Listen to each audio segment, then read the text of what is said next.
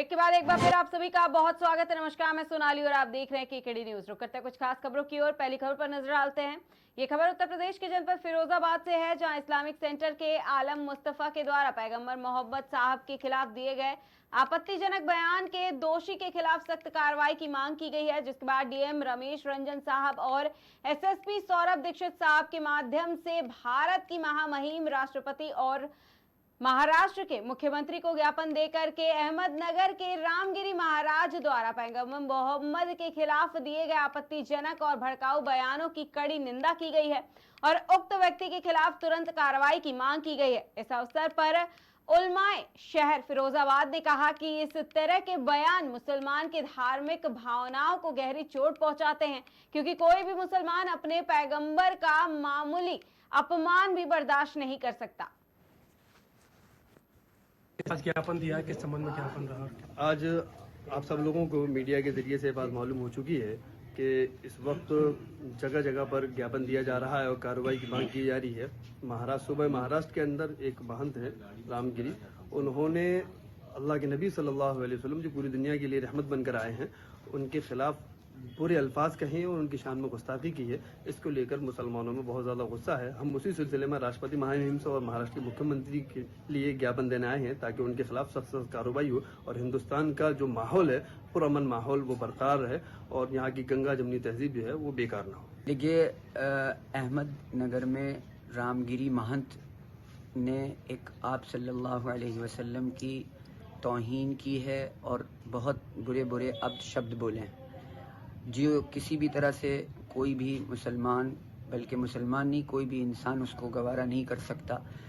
एक ऐसा महंत जो एक धर्म को रिप्रेजेंट करता है, उसके लिए उसकी ज़बान से किसी दूसरे धर्म के किसी ऐसे शख्स के लिए जो सारी दुनिया की इंसानियत के लिए पैगंबर बनाकर भेजा गया है, मैसेंजर बनाकर भेजा गया है, उसके लिए ऐसी शब्द बोलना ये बहुत बहुत ही दुखदाई है।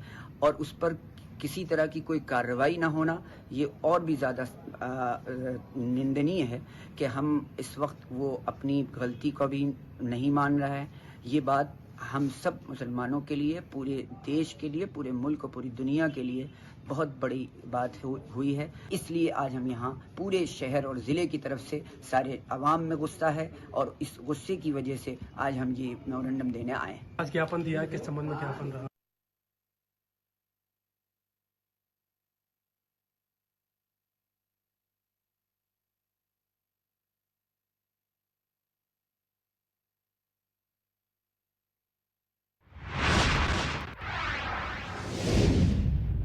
रुक करते हैं अगली खबर की ओर। ये खबर लखनऊ से है, जहां हिडनबर्ग रिपोर्ट पर जांच के लिए विरोध प्रदर्शन किया जा रहा है। आजाद अधिकार सेना अदानी ग्रुप तथा सेबी अध्यक्ष के संबंध में हिडनबर्ग रिसर्च की रिपोर्ट की उच्च स्तरीय जांच के लिए 21 अगस्त 2024 को विरोध प्रदर्शन जारी है। इस दौरान पार्टी के राष्ट्रीय अध्यक्ष अमिताभ ठाकुर ने कहा कि हिडनबर्ग रिपोर्ट में जिस प्रकार की तमाम तथ्यों और साक्ष्यों के आधार पर अदानी समूह पर मॉरिशस तथा अन्य टैक्स हेवन राष्ट्रों में काले धन को सफेद किए जाने के आरोप हैं, उन पर केंद्र सरकार को तत्काल संज्ञान लेकर उच्च स्तरीय जांच कराई जानी चाहिए थी। जहां सरकार द्वारा इस प्रकरण में कोई जांच नहीं कराई गई, वहीं सुप्रीम कोर्ट के आदेशों पर सेबी द्वारा की गई जांच भी पूरी तरह सतही रही है। उन्होंने कहा कि ये अत्यंत गंभीर आरोप है, जिनकी तत्काल उच्च स्तरीय जांच के लिए आजाद अधिकार सेना हर जिला मुख्यालय पर विरोध प्रदर्शन कर राष्ट्रपति से इस मामले में जांच कराकर कृत कार्रवाई के संबंध में एक श्वेत पत्र निर्गत किए जाने की मांग कर रही है। हिंडनबर्ग रिसर्च द्वारा अदानी समूह तथा सेबी चेयरमैन माधवी बुच के संबंध में लगाए गए आरोप अत्यंत गंभीर प्रकृति के हैं, जिनमें मॉरिशस तथा अन्य टैक्स हेवन राष्ट्रों में काले धन को सफ़ेद किए जाने के गंभीर आरोप हैं। इसके बाद भी केंद्र की भाजपा सरकार ने इन मामलों में अब तक कोई कार्रवाई नहीं की है। इसके विरोध में आज़ाद अधिकार सेना कल 21 अगस्त को सभी जिला मुख्यालयों पर विरोध प्रदर्शन करते हुए भारत के राष्ट्रपति को इन आरोपों के संबंध में उच्च स्तरीय जांच कराते हुए कृत कार्रवाई के संबंध में एक श्वेत पत्र निर्गत किए जाने की मांग करेगी। हिंडनबर्ग रिसर्च द्वारा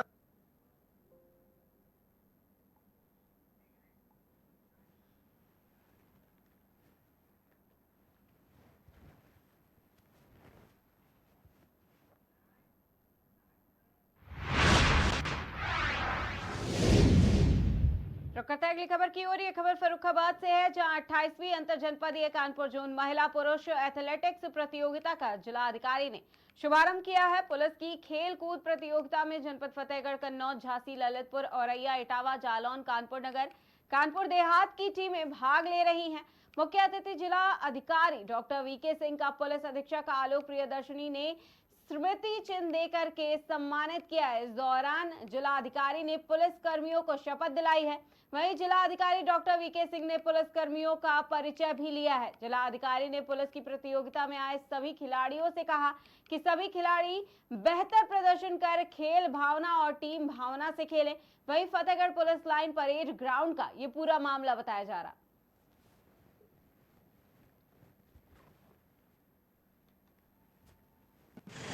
प्रतियोगिता का 7 जनपदों का ये आज का शुभारंभ हुआ है और मैं सभी टीमों को शुभकामना देता हूं कि अपना अच्छा खेल का उत्कृष्ट प्रदर्शन करें और खेल भावना और टीम भावना करते हुए अपने पुलिस का और अपने प्रदेश का और राष्ट्र का नाम रोशन करें। और सब लोग अच्छे से अच्छा जो हमारे यहाँ के लाइन साहब हैं और अधिकारीगण हैं और कप्तान साहब, सभी लोगों ने हमें बुलाया, इसके लिए मैं सबको धन्यवाद देता हूँ। Thank you.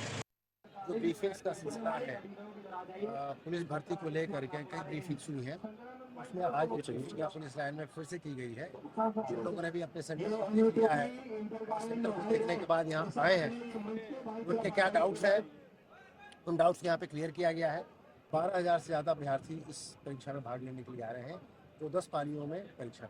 कितने पुलिसकर्मी लगाए गए सर? सब इंस्पेक्टर, जैसा हमने आपको बताया, मानक के हिसाब से पुलिसकर्मी लगाए गए हैं। प्रतियोगिता का 7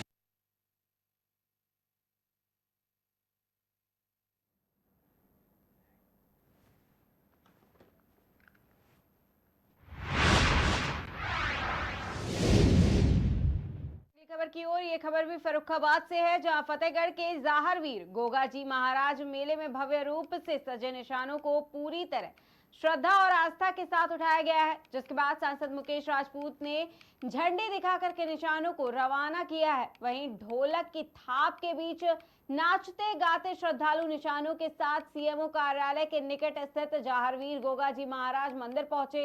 मंदिर के बाहर दोनों ओर निशानों को रखकर उनकी पूजा की गई है। वहीं हवन आदि का प्रसाद भी बांटा गया है। इस दौरान भजन कीर्तन की गूंज होती रही।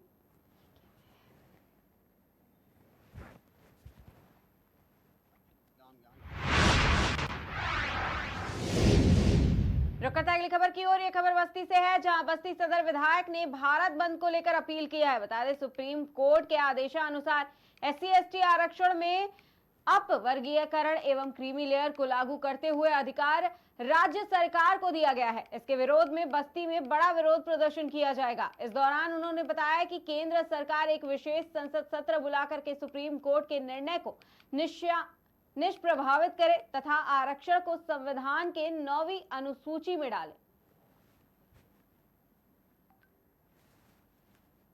मेरा नाम कमलेश सचान है, मैं भीम आर्मी का प्रदेश कार्यकारिणी सदस्य हूं। क्या कुछ तैयारियां हैं कल को लेकर?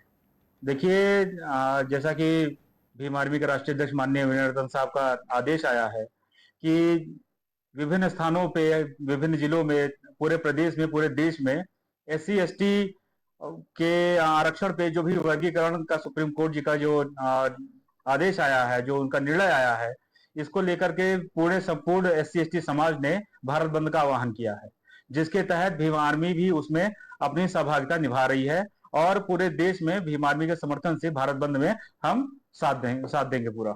माननीय उच्च न्यायालय ने SC/ST में आरक्षण में क्रीमी लेयर और उपवर्गीकरण ये राज्य सरकारों को अधिकार दे दिया है। इससे SC/ST में बहुत व्यापक पैमाने पे रोष व्याप्त है और उनका हक अधिकार छीनने की संभावना है। हम सब की मांग है भारत सरकार से कि भारत सरकार एक विशेष सत्र बुला करके लोकसभा के माध्यम से एक विधेयक पास करके ये जो कानून पास हुआ है, अलाउंस के माध्यम से, मीडिया के माध्यम से, आप लोगों के माध्यम से व्यापारी बंधुओं तक अपना हम लोग मैसेज पहुंचा रहे हैं, संदेश पहुंचा रहे हैं। कल वो भारत बंद में हम लोग का सहयोग करें। कल हम लोग सुबह इकट्ठा होकर के शांतिपूर्ण ढंग से हाथ जोड़ते हुए व्यापारी बंधुओं से निवेदन करते हुए उनको भारत बंद के लिए उनका सहयोग मांगने का काम करेंगे। मेरा नाम कमलेश अचान है। मैं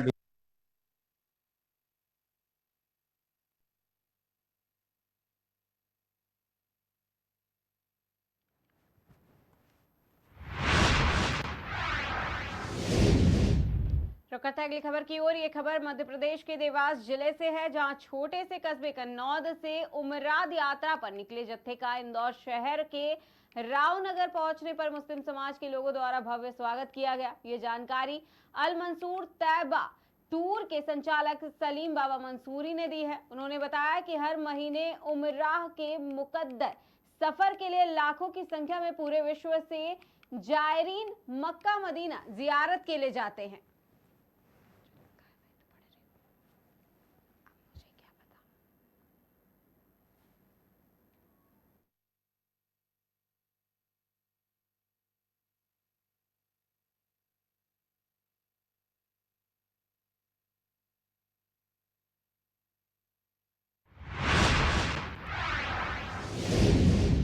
रुक करते हैं अगली खबर की ओर। यह खबर बालाघाट से है, जहां भुजरियों का पर्व बालाघाट जिले के आदिवासी बाहुल्य क्षेत्र में धूमधाम से मनाया गया। यहां पर पारंपरिक गीतों के साथ साथ आदिवासियों की खास प्रस्तुति शैला नृत्य की अनुपम झलक देखने को मिली। आदिवासियों के द्वारा शैला नृत्य खुशहाली की कामना के साथ किया जाता है और बताया जाता है कि इस नृत्य की प्रस्तुति से लोग अपनी खुशियों का इजहार करते हैं। बता दें, इस नृत्य के माध्यम से आपसी भाईचारा और प्रसन्नता व्यक्त करते हुए आराध्य देव से अच्छी बारिश, अच्छी फसल और सुख समृद्धि की कामना की जाती है। वहीं एक सप्ताह पहले टोकरी में भुजरियां बोई जाती है और रक्षाबंधन के दूसरे दिन ईशन विसर्जन किया जाता है। इसके साथ ही छोटे बड़ों को भुजरिया देकर के उनसे आशीर्वाद भी प्राप्त करते हैं। वहीं भुजरियों की मान्यता पर आदिवासी नेता और पूर्व विधायक दरबू सिंह उइके ने बताया है कि ये पर्व परंपरागत तरीके से प्राचीन काल से मनाया जा रहा है। इसे श्रावण मास के अंतिम दिन राखी के बाद मनाया जाता है। यह मुख्यतः किसानों का त्योहार माना जाता है। वहीं किसान जो अब खरीफ की फसल लगा चुका है और आने वाला सीजन जो होगा वो रबी की फसल का होगा, तो किसान ने भुजरियों में गेहूं का दाना बोकर ये बता दिया है कि अब आने वाला सीजन गेहूं यानी रबी का है। इस भुजरियों के माध्यम से यही संदेश देने का काम किया जाता है। देखा जाए तो इसका महत्व किसानों से जुड़ा हुआ है, इसलिए इसे गांव में धूमधाम से मनाया जाता है।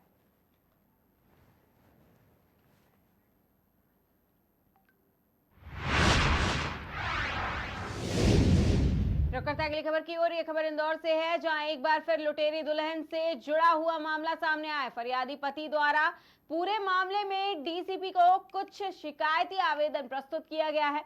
शिकायत के आधार पर पुलिस से जांच पड़ताल कर वैधानिक कार्रवाई का फरियादी पति को आश्वासन दिया गया है। वहीं पूरे मामले में फरियादी पति का कहना है कि कुछ माह पहले ही पारिवारिक रजामंदी के बाद शादी हुई थी। वहीं शादी के कुछ दिनों तक काफी बेहतर घर का माहौल भी रहा, लेकिन उसके बाद में पति को पत्नी के ऊपर शक होने लगा, जिसके बाद उसने उसका मोबाइल चेक किया तो उसमें उसके बॉयफ्रेंड के फोन कॉल और अन्य फोटोज भी मिले। इसके बाद पत्नी फरियादी पति को छोड़ करके चली गई और 10 लाख रुपए जो कि मकान खरीदने के लिए रखे थे वह भी ले गई। पूरे मामले में अब पुलिस को शिकायत की गई है, जिसको लेकर के अब पुलिस मामले की जांच पड़ताल में जुट गई है। हीरानगर थाना क्षेत्र का ये पूरा मामला बताया जा रहा। एक आवेदक आए हैं जिन्होंने ये क्लेम कर रहे हैं कि उनकी शादी हुई थी, जिस स्त्री से उनकी शादी हुई थी वह पूर्व में भी अन्य राज्यों में किसी व्यक्ति से इसी प्रकार से शादी करी और फिर बाद में जो है पैसों का लाभ लेने के बाद वहाँ से चली गई और बिना उनके नॉलेज में डाले एक और शादी करी और फिर वापस उनको भी छोड़ के चली गई है। तो अभी उन्होंने ऐसा बिंदु रेस किया अपनी शिकायत में, उसमें एविडेंस कलेक्ट किए जाएंगे कि जो उनका पॉइंट है वो सही है या कोई अन्य इशू तो नहीं है, और जैसे भी एविडेंस होंगे उस हिसाब से कार्रवाई की जाएगी। तो बताया कितने अमाउंट 10 लाख रुपए बताएगा? नहीं, अभी अमाउंट का भी नहीं है, अभी जांच का बिंदु है कि पहले जो वो बोल रहे हैं उसकी पहले सत्यता और उसके सबूत जो है वो पहले पुख्ता है। अभी इनके साथ ही रह रही है, छोड़ के चली गई? नहीं, साथ में नहीं रह रही है, इंदौर की रहने वाली है, कहीं और रह रही है।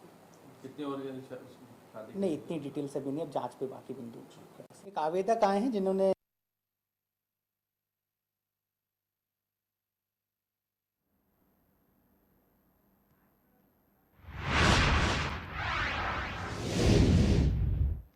करते हैं अगली खबर की ओर। ये खबर कानपुर से है, जहां कमिश्नरेट पुलिस ने अपराधियों पर शिकंजा कसा है। कमिश्नरेट के कुशल निर्देशन में डीसीपी साउथ और एडीसीपी साउथ के नेतृत्व में बड़ी सफलता मिली है। गांजा तस्करी करने वाले 2 तस्करों को गिरफ्तार किया गया है। बाराबंकी के रहने वाले 2 तस्करों को गुजैनी थाना पुलिस से गिरफ्तार किया है। गुजैनी थाना प्रभारी विनय तिवारी और उनकी टीम को ये सफलता हासिल हुई है।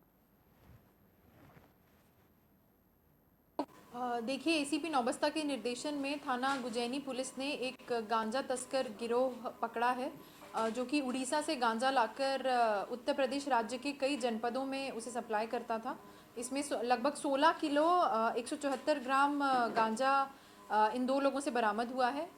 ये लोग उड़ीसा से भी कई बार जेल जा चुके हैं और रायबरेली से भी एक बार जेल जा चुके हैं। और इस बार ये लोग उड़ीसा से गांजा लेकर आ रहे थे और ट्रॉली और बैग में ये लोग गांजा भर के वेरियस मोड्स ऑफ ट्रांसपोर्ट से गांजे को अलग अलग जनपदों में सप्लाई करते हैं। थाना गुजैनी पुलिस की टीम ने इन दोनों को पकड़ा है। इसके फॉरवर्ड और बैकवर्ड लिंकेजेस पे भी थाना गुजैनी की पुलिस काम कर रही है। ये लोग उड़ीसा से गांजा लेकर चलते थे, कभी ट्रेन से, कभी बस से या कभी किसी सवारी से लिफ्ट लेकर ये लोग आगे बढ़ते रहते थे और इनको फ़ोन के माध्यम से बताया जाता था कि इनको किस जनपद में कहाँ पे कितना गांजा डिलीवर करना है, उसके हिसाब से ये लोग मूव करते थे। बहुत सारे इनपुट्स भी गुजैनी पुलिस को मिले हैं जिस पर वो काम कर रही है वेरियस टेक्निकल मीडियम्स के माध्यम से भी। इसमें सारे फॉरवर्ड और बैकवर्ड लिंकेजेस पर भी काम किया जाएगा और जल्द ही बड़ा खुलासा भी किया जाएगा। जो लोग इनको गाइड करते थे फोन से, क्या उनके बारे देखिए, एसीपी नौबस्ता की